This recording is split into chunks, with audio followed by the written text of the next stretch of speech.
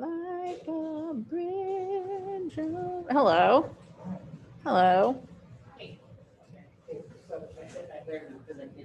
Okay. Troubled water. Why did you take pictures of me? Just because it bothered you. Hello.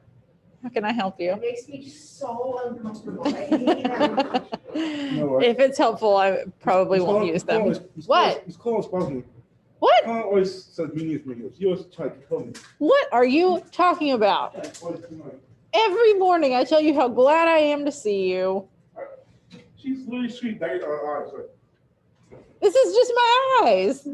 I just have these eyes. I can't change them. Then she's angry. It's like.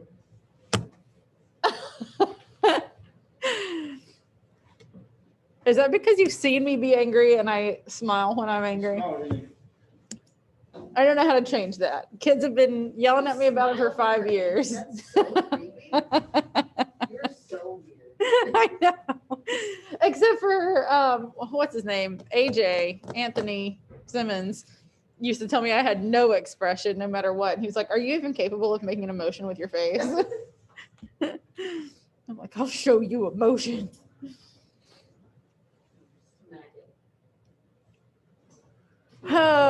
We could smack kids. What? Yes. Thank you. You're welcome. I read the spark notes on the thing. Yeah? I'll read the thing. I read the- As long as you know what happened, we'll be okay. I only barely do. I'm actually genuinely looking into like publishing a more modernized version of Frankenstein. Yeah, I started like asking some people about how to do it. I know, that's the thing. I'm like, a lot of people have said self-publishing on Amazon, but I'm like, am I gonna get money through that? And I just don't know. Start writing emails, bro. Like, you know. Yeah. publishing people. Yeah. I actually, you know what? I tried to send a Facebook message to this friend of mine who works in publishing, but it didn't work for some reason. So I might send her an Instagram It message. didn't work like the message didn't go through, or it didn't work like it didn't listen to you? The message didn't go through. It's, in fact, like I'm looking at it now and it's not even there. I don't know what in the world happened. It's so weird. Am I allowed to get on Instagram on a browser? Does that work? Do not turn on notifications. That would be a nightmare.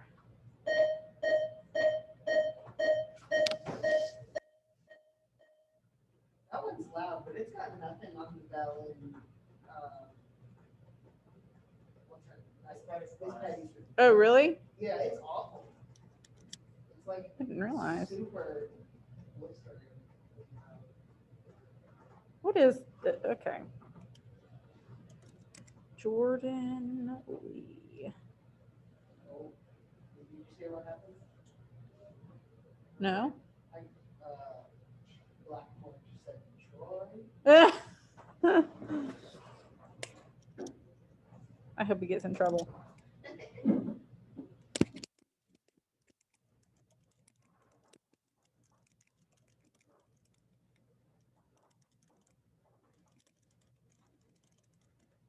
Knowledge of publishing.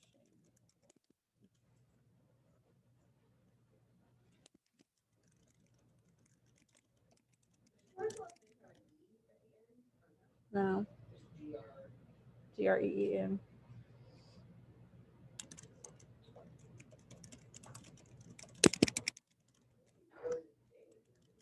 He is not. Hi. I'm doing like a capsule project. Yes. So I'm gonna be downstairs. Okay. And all around the school doing my video. Okay. So the dog told me to let you. Okay. I will send you an email about what you need to do. Yes, ma'am. All right. Okay. Cool. Thank you. Glad to see you.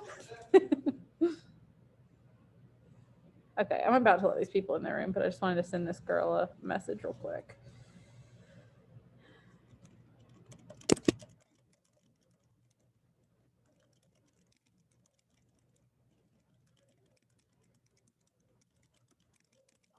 Right kind of email do you have? None. None?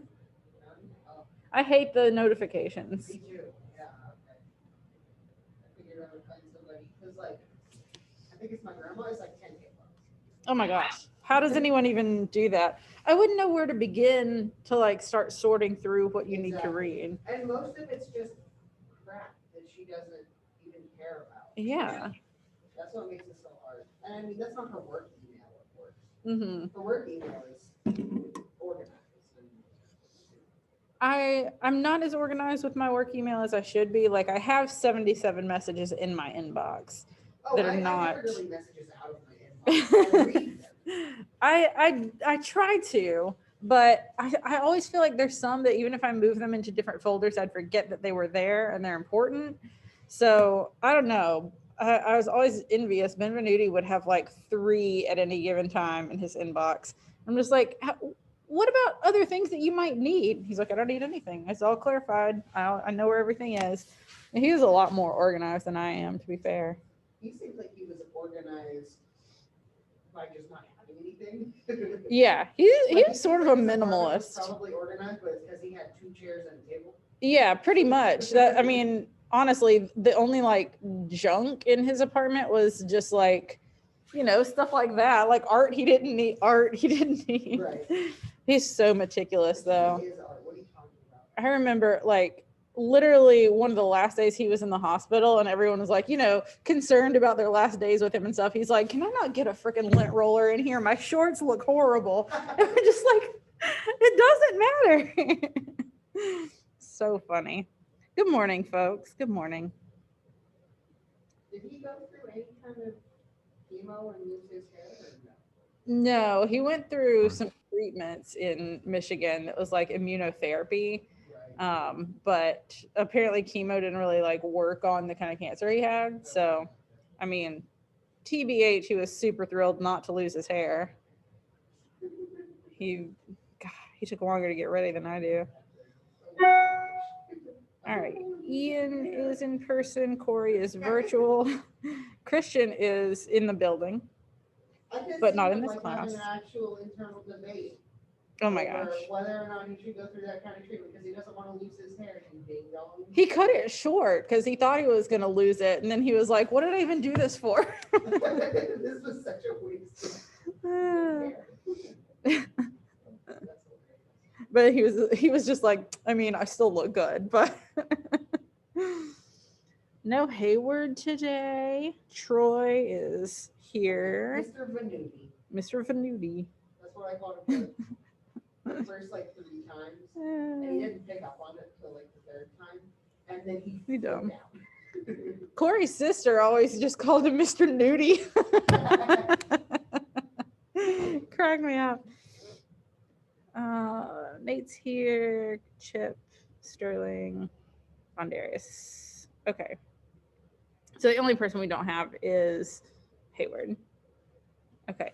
I'm going to plug this in so we can, you guys can hear each other. Introduced me to Mr. But the way they said his name definitely hung me out to dry. It's a weird name. They said Ben and then like pause and then so I totally thought his last name was Beatty and his first name was Ben. Hilarious. And I met Ben Benuti. And I thought, wow, this guy really seems like a Brad. Yeah, right? And he is. And then, a week later, I realized his first name is Brad, and I just Hilarious. lost him. Yeah, where is Troy now? He can't. To be fair, when Troy goes to the bathroom, he's there for ages. I don't want to ask anything about it. I should Did he go to the gulag? I should put a pass in there for him. Send him to Brazil. Let me get this e-hall pass, which takes forever to do everything you have to do to log in. Proxy pass. Troy. Okay.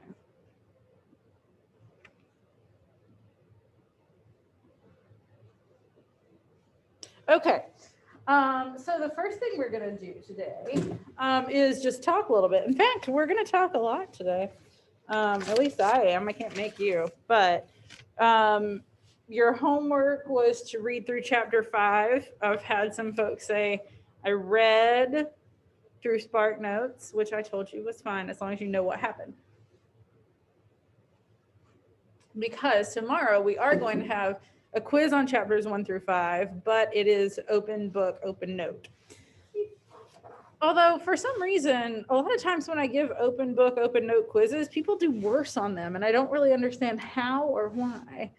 I don't know why that's a thing, but you have all of these resources available to you. And right now, I'm just going to kind of talk you through some of the main points in case you didn't do that stuff. So This open book thing tomorrow? Tomorrow, yes. So we started reading chapter 3 yesterday, and Victor's mom died of scarlet fever. Her last, I know, right? Sometimes people do suck at cheating. And I say it every year when I read my syllabus, don't cheat. But if you're going to, be smart about it, because it's just so easy to get caught if you're like turning in Shakespeare sonnets as your own. Like, I know better. People have done that. I've always held the opinion, if you're smart enough to cheat and get away with it, then you get away with it. If you get away with it, you get away with it. Yeah. Yeah. If you can outsmart the system. Yes. In the school, probably.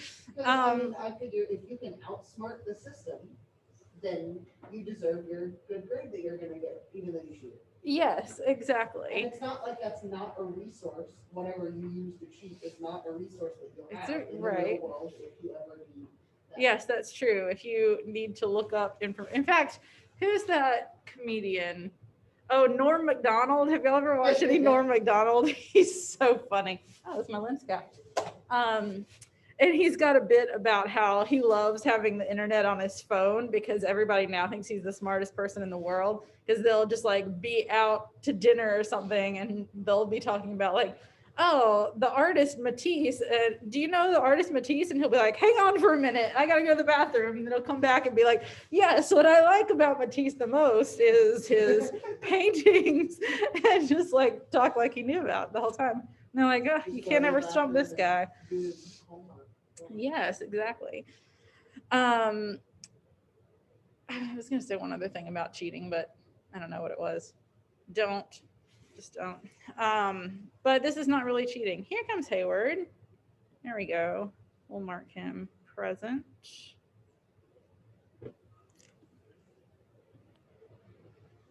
There he is. Okay.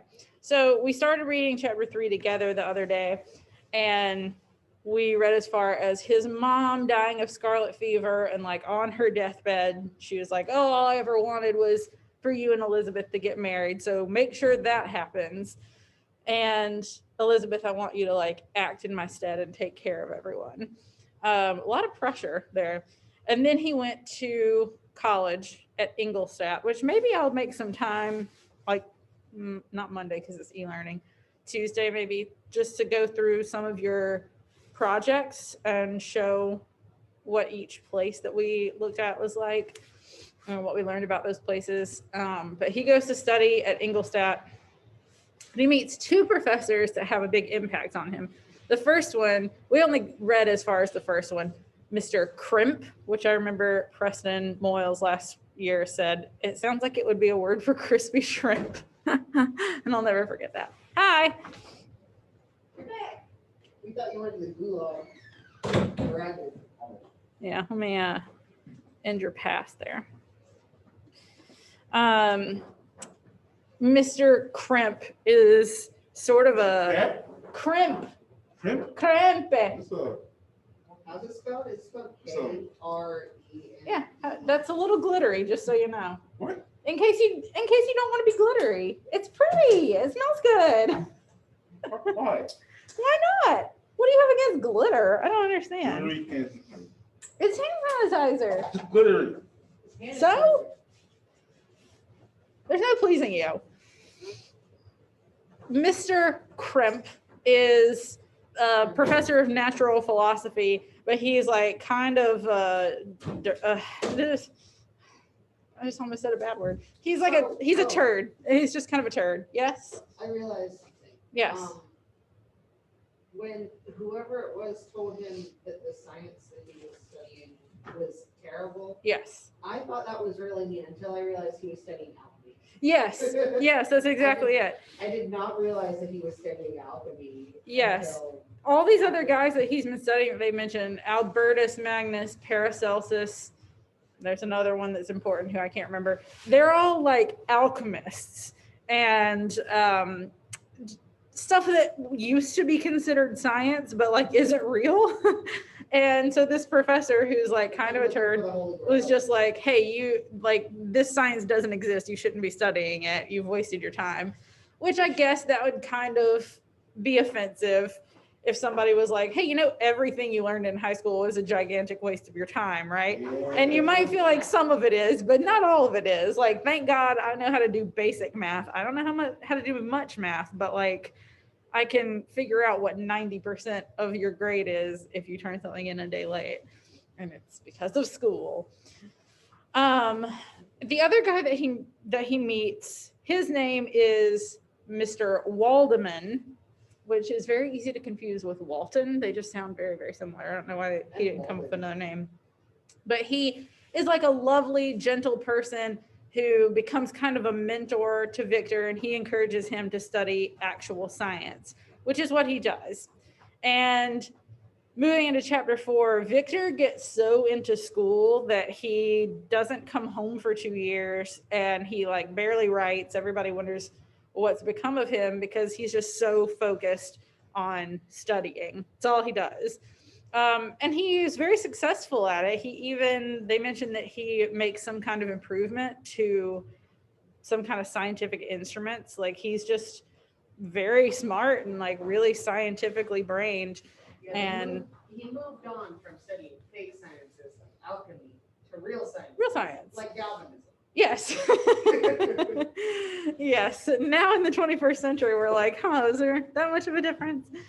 But he's awesome at it. However, he becomes obsessed with figuring out the mysteries of life, like what creates life and how can I turn inanimate things into animate things.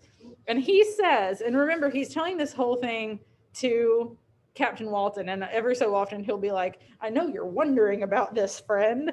And it just kind of like takes us out of the narrative for a second. But he says, I succeeded in discovering the cause of generation and life.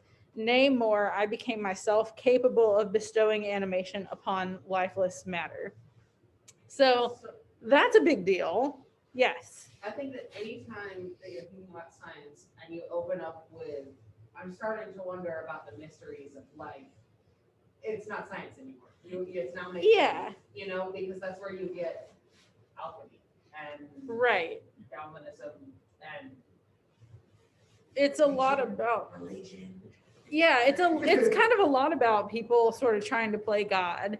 And I believe in getting all the knowledge you can, but I think there comes a point where you're like, the secrets of the universe are secrets for a reason. We've only uncovered 10% of the ocean, and we know that there are all this other stuff. I know. What else is in there? The things that we know are in there are terrifying. So like what do we not know? Like humanity is currently only 13% of the ocean. Say it again. Humanity is only uncovered 10%. I don't know if it's 10% actually, but it's a small percentage. It's less than half. It's less than half. I think it's higher. I think it's close to half. Like It might be like 40%. But there's so much going on under the surface of the ocean that we don't know about. And like, yes, we'd love to find out, but it also like we just can't go that deep. We can't survive. We do like tiny work with drones. Tiny what? Tiny drones. Tiny drums? Yeah, drones. What do you mean? Tiny water food, like water drones, goes out. Talk to your science teacher about that. Oh my gosh. I saw the Tiny thing waterproof in drones. the ocean. What was This it? guy flies his little drone around Mm-hmm. and he like watches down into the ocean and looks at sharks and stuff. Ooh. And like human shark right there. Yeah, Really close to each other. terrifying. Scary. I'm never going in the ocean again. Very Oh my scary. gosh, anyway, so much. I don't know. I can't swim. I can't go very far at all. Can't swim. But there are just so many secrets in the universe or mysteries in the universe that like nobody's keeping them secret from us, but like either we don't have the capability to discover them or it just hasn't occurred to us. Like things are undiscovered until they're discovered. So You just never tried to swim? Or you know, there have been like 2 times in my life when people have tried to teach me how to swim, but they weren't people who knew how to teach. And I'm not a very good student.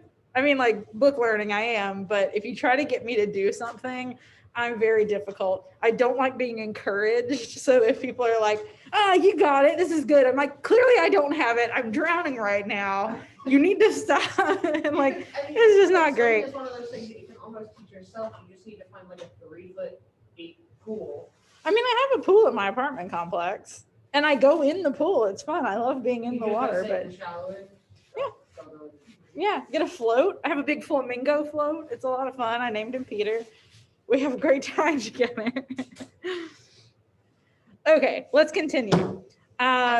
He starts after he says that he has discovered the secret of the universe. Basically, he doesn't tell us what the secret is, and he even says to Walton, "I know you're probably curious what the secret is, but I'm not going to tell you because it was my downfall and it could be yours too."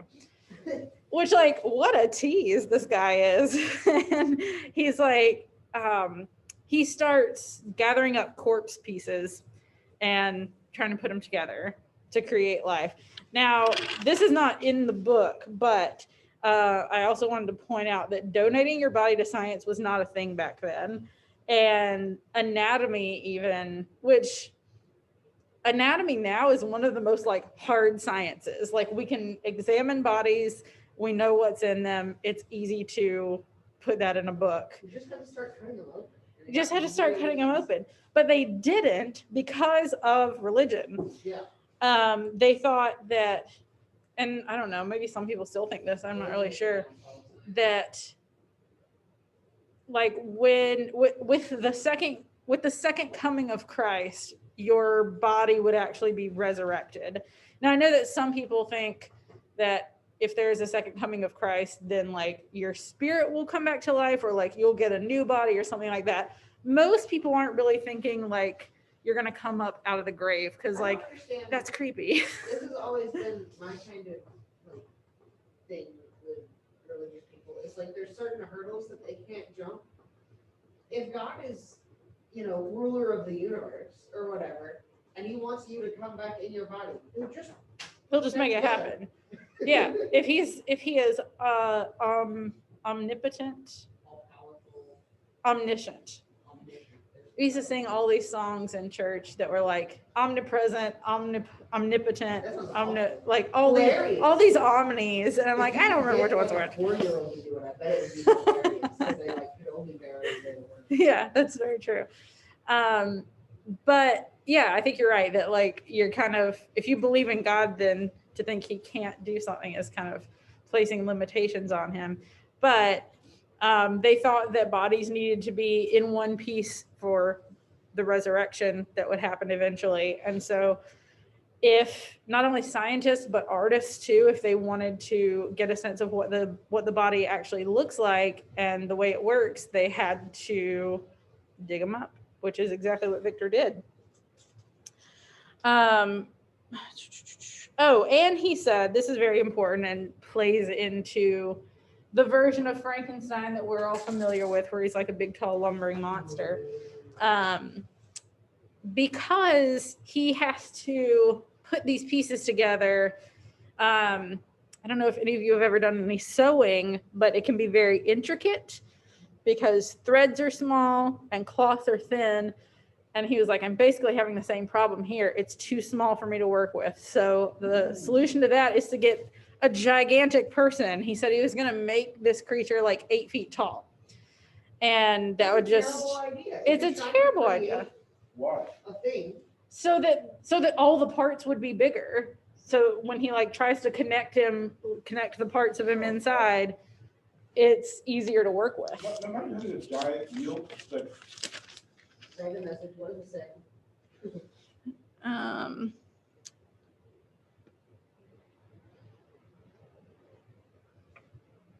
don't know. I don't know about that, Eli. I don't know enough about it. But that's what they, they used to say that you would get your whole human body back, and that's why it needed to be in one piece. Did they not consider the fact that they'd be pretty severely decomposed by that time? I don't know. Well, if you put the body in a bunch of pieces and they're all together, it's okay. I guess. I don't know. I don't know the way this old science works. I don't really know the ways the new science works either, but I trust it more than I trust alchemy, that's for sure. So chapter 5 is really when he creates the monster, and he's like, hot dog, I've nailed this. I'm going to get all the prizes for it. This is going to be amazing. People are going to hail me as the greatest scientist of my time. I really thought that they were going to talk about him making the monster more. It was just like... They didn't. They really kind of skipped over the logistics of it, which I kind of get because this is not a real thing. Like, Mary Shelley wasn't a scientist. She probably didn't know that well, like how you would actually go about putting a body together. So she's just like, and then we created the monster. And he is like all hyped about it when he's doing it, and while he's waiting to see, like, is it going to come to life? And then it does come to life, and he's immediately like, oh no, WTF did I just do? It's so gross and horrifying. Yes, Chip. So, I haven't ever interacted with the story of Frankenstein's monster. But so is the story like the monster being a monster, or is the story? Because I thought the story was going to be the making of the monster. The story is complicated. It is the monster being a monster, and it's the monster being a human, and sweet, he's gonna be like he becomes like a real character, not just like wholesome. this. I wouldn't say wholesome. He's got some different sides to him. And I mentioned earlier on when we were talking about this that this is like a frame narrative within a frame narrative, and there are like 4 or 5 chapters in the middle that are from the monster's point of view. And I love that part of the book because it's so different than the version of Frankenstein's monster that we get in like modern pop culture. We just see him, like, literally he does not speak in the first Frankenstein movie. In Bride of Frankenstein, he says like friend, bread, that kind of thing, like just grunts and moans. And that's not the case in the book, and it's really fascinating. So it is the story of the monster being a monster and the monster trying to be a human, and also Victor Frankenstein dealing with what he's done or not dealing with it. So the creature is like huge and very ugly. The way that they describe him is like he's got this like matted, greasy black hair and like pallid flesh, and he's just like ugly. And that's the main problem with him, according to Victor. He's just disgusting. Like he opens his eyes or whatever, and Victor's just like, oh God, oh, he's so gross. I have to get away from this creature.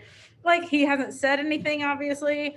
He hasn't shown that he's evil. He didn't try to attack Victor, nothing like that. Victor was just like, this thing is horrifying to look at. I gotta leave. Can you imagine, like, if you were born, which is exactly like he's been born essentially. Can you imagine if you were born and the first thing your parents said to you was, oh, this is disgusting, get it away from me, I want nothing to do with that? Like, you'd be traumatized even as a baby. The part where the monster is like standing over him while he's sleeping. Yes. That sounds terrifying because like it does sound terrifying. It was just that like here is a sleeping Victor right on his bed, and then the monster is just like, yeah, he's just like standing over him, and he smiles, which I think is even creepier if you're a monster.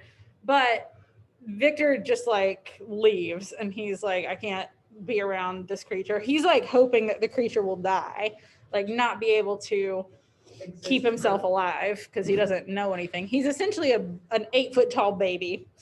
Like he can't speak, he can't do anything. In the movie that we're gonna watch, it's actually really gross because he's in this like amniotic fluid, and then when he comes to life, they really like struggle, and he keeps like slipping and falling in this gross amniotic fluid. It's sick. It's icky. It is really icky. So Victor just like nopes right out of there, and he's like haunted by it, and he has a dream about his mother's corpse and Elizabeth's corpse like coming out of the ground, and it's really creepy. And he's literally just like freaking out around the town when he runs into Henry, who is his best friend and has come to Ingolstadt to study, which his father wouldn't let him before, but now he has. And good timing because Victor is so overcome with all of this that he faints and falls ill for months. Like, spoiler alert, this is not the last time he'll have a prolonged sickness just from being like overcome. And like, it's just like, how do you deal with things, Victor? Oh, I just get sick for months on end and have my best friend take care of me. And he's sick for months, and Henry takes care of him. And when he wakes up, Henry's like, hey, everyone's been wondering what's going on with you, which given your state, I think is an understandable question. But here's some letters from Elizabeth. And that's kind of where chapter 5 ends. It doesn't get into the letters yet. So that's a lot of stuff. There's a lot of information in those first 5 chapters. And I think it's interesting that Chip was like, I thought this was going to be the story of the making of the monster. But the making is done in the first 5 chapters. Yeah, so where do we go from here? A little bit the making of the monster and a little bit like being a monster. Yeah. There's a lot that goes on. I And was expecting it to be 50-50, and the making of the monster was going to be the really worrying part that was a pain to read. Yeah. Science. Right. No. I know. Because it seems like that would be sort of a climactic moment, the creation of the monster, but no, like it's here in the rising action. I don't really know where you go with the story from here. Yeah. Maybe I'm just not a creative. Well, there are definitely like we know for a fact that he ends up in the Arctic. So we got to figure out how he gets there and how long does it take. He's running away from the monster because it won't survive. Well, what he said was that he was chasing the monster, like he was trying to find it, which is surprising given that he ran away from him upon first glance. But he, back in the 4th letter or whatever, they had seen presumably the monster, this like 8 foot tall thing on a dog sled. And right. then they Figured found out how to use a dog sled. Mm-hmm. Yep. He figures out a lot more stuff. He gets very smart, actually. Okay, let me see. Let me see if there's any questions I want to ask y'all from this thing. Did I end your pass, Troy? Yes. That would be really funny if you just had for like 40 minutes. Well, you know what? I'm gonna sum of those things up and just ask, what do y'all think of Victor at this point? What? I don't know what you said. What do you think of Victor at this point? He's a little weird. I would agree with that. I think that's a fine assessment. Drama queen in over his head. Fake science, drama queen in over his head. I think that is an accurate summary of what he is like as a person. He's so dramatic. Ambitious. He is ambitious, yes. Ambitious can be number 4. For sure. Maybe hyper-focus needs to be good as well. Yes. There's the 5. He's such an Enneagram 5. I hate him though. I'm 1 too, but I see some similarities. Oh, An Enneagram 5. what does that It's that personality thing I was talking about, where like you're one of 9 types. It's similar to the Oh. Myers-Briggs, Oh, but yeah. I just have a tendency to diagnose fictional characters, and and I see some similarities between me and Victor Frankenstein. Just like this, like getting obsessed with a thing and having to learn everything about it, and to the exclusion of other people. Like that's actually a very, I wish I knew more about the Enneagram, but like that's a very 5 kind of trait, to like shut other people out because you feel like what you're doing matters more. I do it all the time. So yes, weird. Ian says he is very weird. Dramatic, fake science. What else did you say? In over his head. In over his head. Ambitious. Ambitious. And what was the last thing you said? I don't remember. Hyper focused. That was it. Yeah. All of that is accurate. And I think we can even kind of go back to looking at the beginning when we learned about Walton to see, like, we have not begun to see the fallout yet that Victor will suffer from creating this monster. But you can kind of be looking ahead and you can see that, you know, this is not going to be a great thing for him. I think that in over his head is the biggest one. Yes, 'Cause, he's like, from the so moment in we over his meet head. him, he's like, so guess what I'm doing? Yes. He like doesn't listen to anyone else. He doesn't listen to wisdom. And like we will get very frustrated with him in coming chapters just because he doesn't take anybody's advice. The people he loves, he doesn't listen to them. And it's just like, Victor, you want to choke him. He's so frustrating.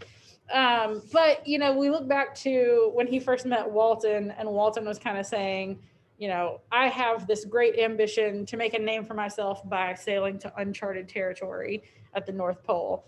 And Victor's like, hey, that sounds cool, but just so you know, if you let your ambition get too big, it could possibly be your downfall, because that's what happened to me. Listen to my story.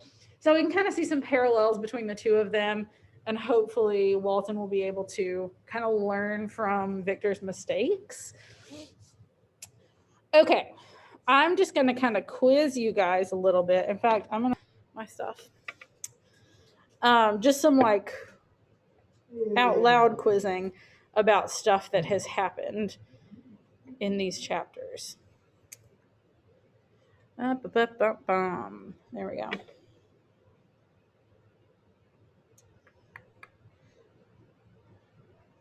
Okay, I'm going to come back to this because this is stuff I literally just said. Okay, what was the main purpose of Victor's family adopting Elizabeth? So that he could get married to his sister cousin. Yep, that's exactly it. To marry him. I know. What's up with old timey people? We have sister cousin in this book. We had Uncle Daddy in Hamlet.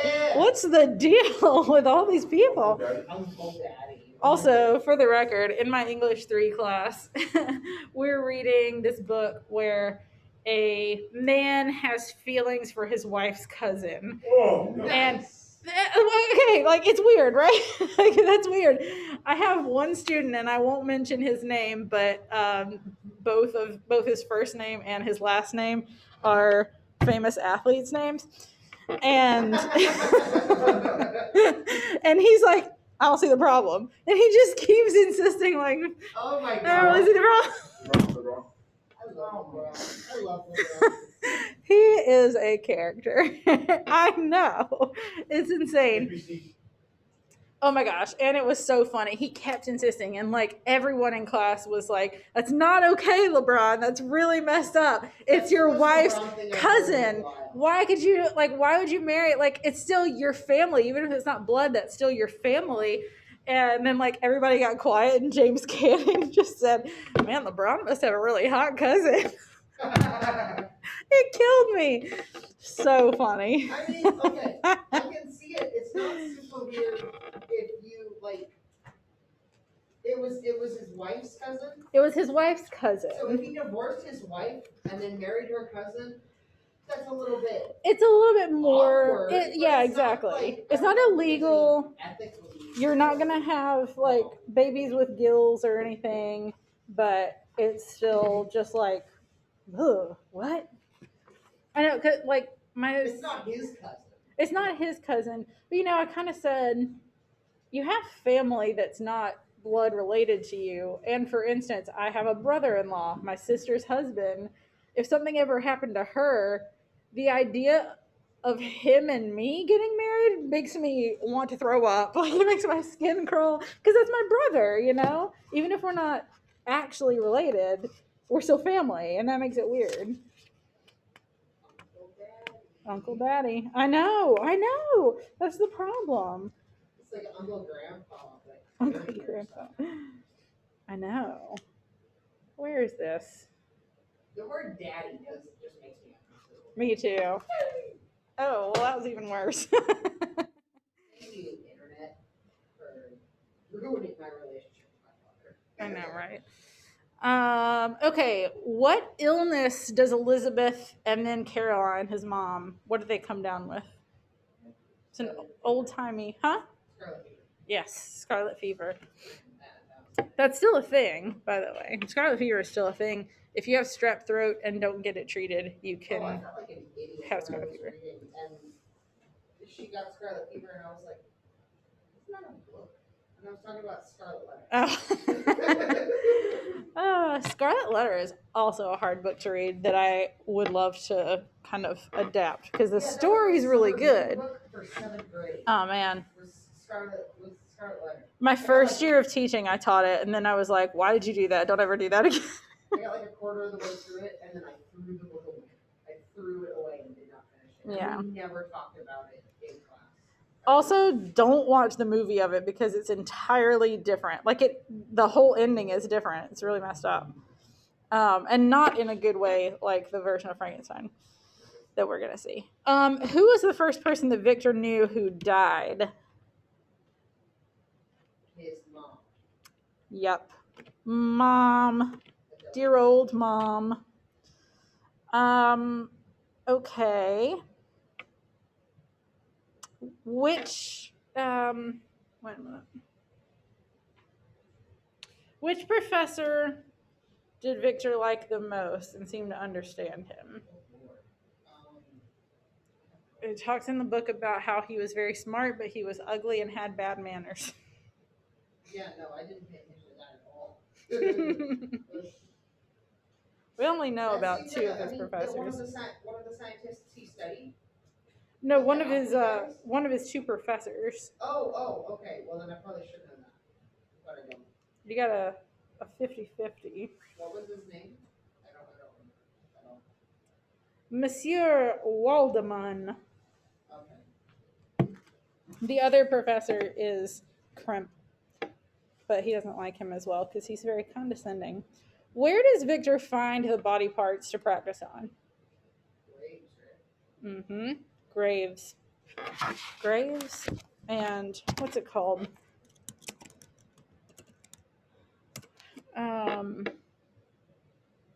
Yeah, they make reference to charnel houses, which are basically like mausoleums, like buildings or vaults where corpses or their bones are piled. I kind of think of it as kind of like the tombs in Shakespeare's time, which we talked about years and years ago when we did Romeo and Juliet, that they're just like laying out there basically, like unembalmed, just in a big room together, each family. So it'd kind of be like that. That'd be kind of cool. It would be kind of cool.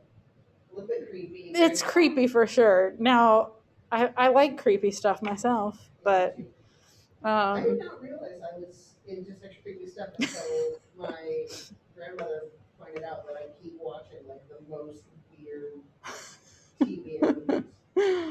Have you watched that documentary about the Cecil Hotel?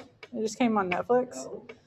I thought it was going to be like a haunted hotel, and they were sort of like, oh, maybe it's haunted, but there's been so many like murders and people go missing and like some serial killers stayed there and stuff.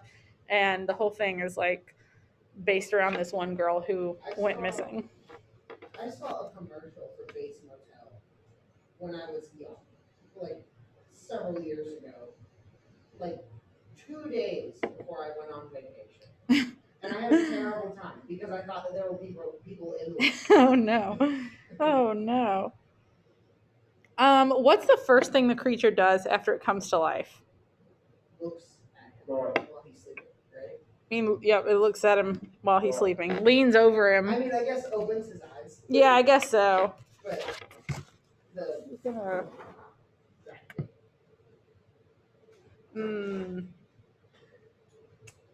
I'm not going to ask this as a question, but in the beginning of chapter 5, they talk about what he looked like.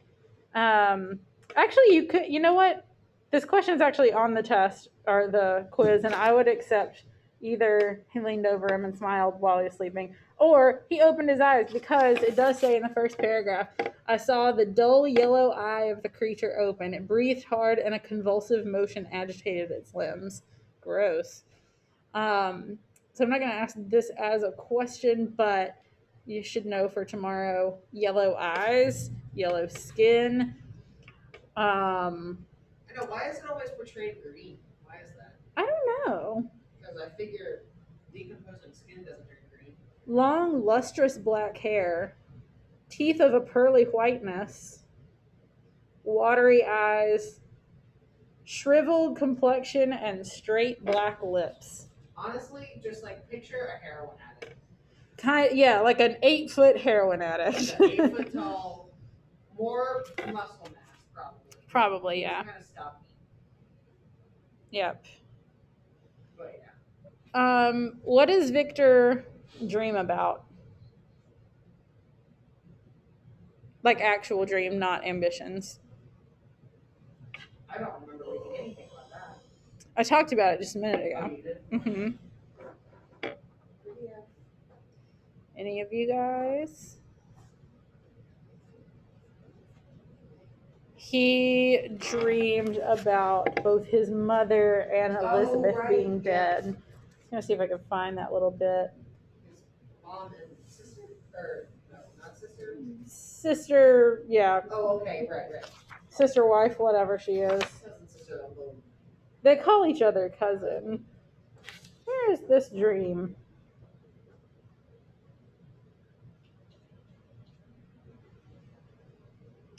I don't know, man. I can't find it. Oh, wait a minute. Here we go. Disturbed by the wildest dreams, I thought I saw Elizabeth in the bloom of health, walking in the streets of Ingolstadt. Delighted and surprised, I embraced her. But as I imprinted the first kiss on her lips, they became livid with the hue of death. Her features appeared to change, and I thought that I held the corpse of my dead mother in my arms. A shroud enveloped her form, and I saw the grave worms crawling in the folds of the flannel. So he's basically dreaming that like he sees Elizabeth and he goes to like embrace her, and then she turns into his dead mother, and there are like maggots crawling all over her. It's messed up. It's terrifying. What was, going back a little bit, what was the point of Walton's expedition? Is he going to the pole? He is going to the pole. He is going to chart new territory. Nobody's explored the North Pole before, and he wants to be the first one. That would make for a cool, like, other book. That would make for a cool other book. It's like, what's he up to? What's he gonna find? I know. And I think at the end we get back to him. I'm trying to remember if this is actually in the book or if it's just in the movie.